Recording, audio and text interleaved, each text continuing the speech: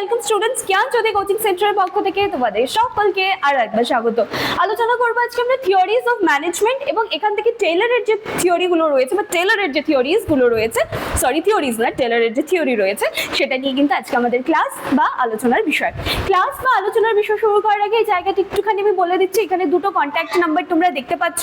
এছাড়াও আমাদের নিজস্ব ওয়েবসাইট কিন্তু এখানে চলে এসেছে, আমাদের নিজস্ব অ্যাপ কিন্তু প্লে স্টোরে চলে এসেছে। তো আমাদের সাথে যোগাযোগ করার কিন্তু তোমাদের অনেকগুলো কি বলবো যে ওয়ে রয়েছে।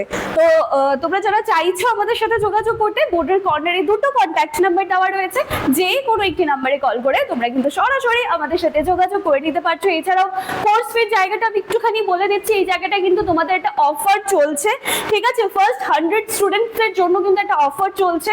তোমরা কাইন্ডলি কল করবে, তোমাদেরকে কিন্তু পুরো ডিটেইলসটা জানিয়ে দেওয়া হবে। ক্লিয়ার? চলো তাহলে আলোচনা করবো আজকে আমরা ফ্রেডরিক উইনস্লো টেলর, ঠিক আছে? ফ্রেডরিক উইনস্লো টেলরের থিওরি রয়েছে সেটা নিয়ে আলোচনা করব। তাহলে তিনি কিসের উপরে এই তত্ত্বটা দিয়েছেন? আধুনিক ব্যবস্থাপনা তত্ত্বের জনক, ঠিক আছে? মানে ফ্রেডরিক উইনস্লো টেলরকে আধুনিক ব্যবস্থাপনা তত্ত্বের জনক বলা হয়, ঠিক আছে?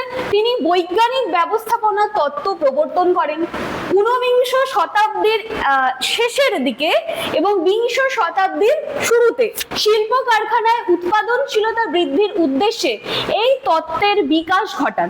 টেলরের মতে বৈজ্ঞানিক পদ্ধতি যতই আমরা অনুসরণ করব তত কি হবে? কাজ আরো ইজি হবে, তাই তো?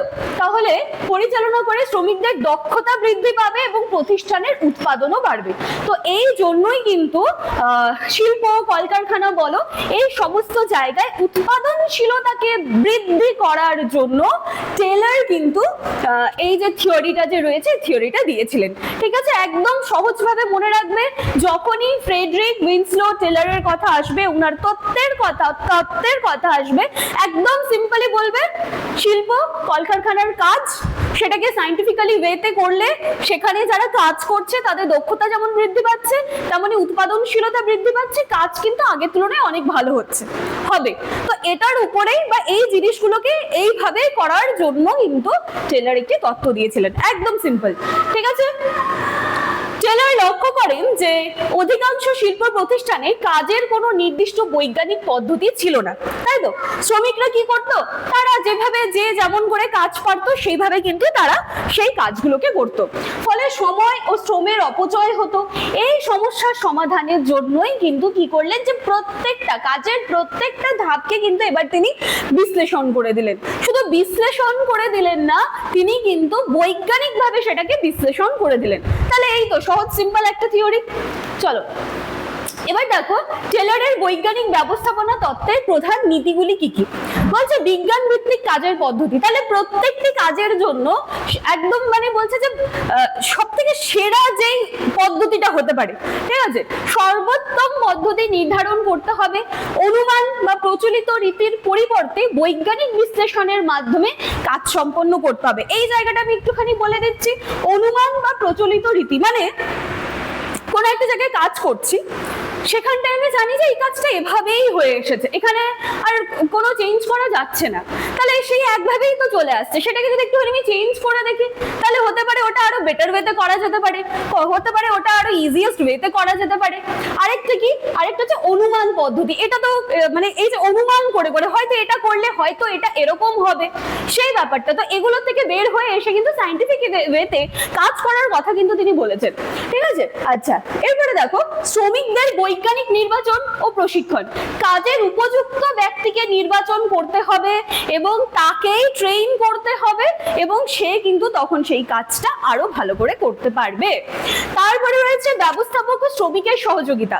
প্রতিষ্ঠানের লক্ষ্য অর্জনের জন্য ব্যবস্থাপক ও শ্রমিকদের মধ্যে একটি ভালো পারস্পরিক সহযোগিতা থাকা কিন্তু ভীষণ প্রয়োজন।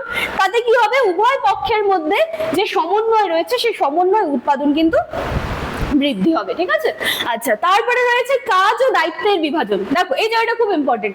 বলেছে যে ব্যবস্থাপক ও শ্রমিকের মধ্যে দায়িত্ব কিন্তু সুন্দরভাবে ভাগ করে দিতে হবে। সবাই মিলে একসাথে একই কাজ করছি হবে না, যে যেই কাজে পারদর্শী তাকে সেই কাজটি দিয়ে দাও।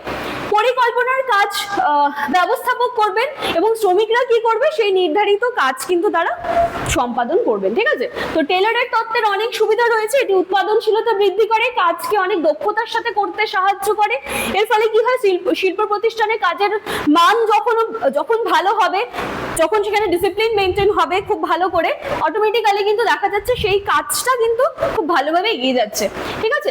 আচ্ছা, তো যখন সমস্ত কিছু ভালো দিকগুলো আমরা দেখি, এর সাথে সাথে কিন্তু সেটা কিছু সমালোচনা নিয়েও আসে। তো চলো সেটা একটু দেখে নিচ্ছি। বলছে টেলর শ্রমিকদের অনেক সময় যন্ত্রের মতো বিবেচনা করেছেন বলে এই জায়গাটায় টেলর কিন্তু একটুখানি সমালোচিত হয়ে গেছেন, ঠিক আছে।